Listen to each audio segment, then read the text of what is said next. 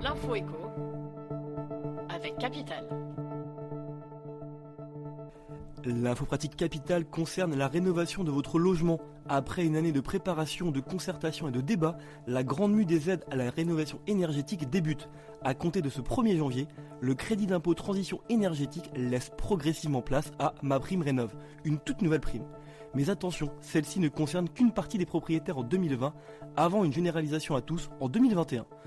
Retrouvez toutes les informations relatives à cette nouvelle subvention sur notre site.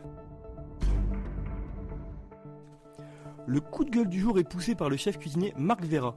Après la perte d'une étoile au guide Michelin pour son restaurant La Maison des Bois, le cuisinier est remonté contre l'ensemble des critiques gastronomiques au point de saisir la justice.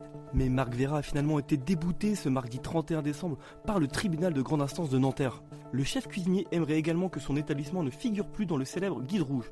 Mais du côté de Michelin, on estime que c'est aux inspecteurs d'en décider. Le chiffre du jour, 10 000, c'est le nombre de litiges liés aux ventes de logements neufs recensés chaque année. Entre les retards de livraison des promoteurs et les difficultés d'indemnisation suite à des dégâts des eaux, les propriétaires font face à une succession de problèmes lors de l'achat de logements sur plan. Selon Raphaël Bartholomé, responsable du département juridique de l'UFC Que Choisir, les livraisons sont quasi systématiquement en retard.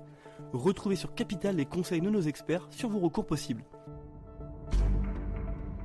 Et on termine avec cette information concernant Carlos Ghosn. Selon le Daily Beast, l'homme d'affaires aurait accepté le principe d'un film sur lui. Carlos Ghosn aurait même rencontré un producteur d'Hollywood dans sa maison à Tokyo il y a une semaine. Ils auraient évoqué l'idée d'un film ou d'un documentaire selon un proche de l'ancien PDG de Renault. Carlos Ghosn aurait même promis une fin surprise à cet éventuel film. Nul doute que sa fuite du Japon vers le Liban occuperait une place centrale dans ce projet. C'était l'info écho avec Capital.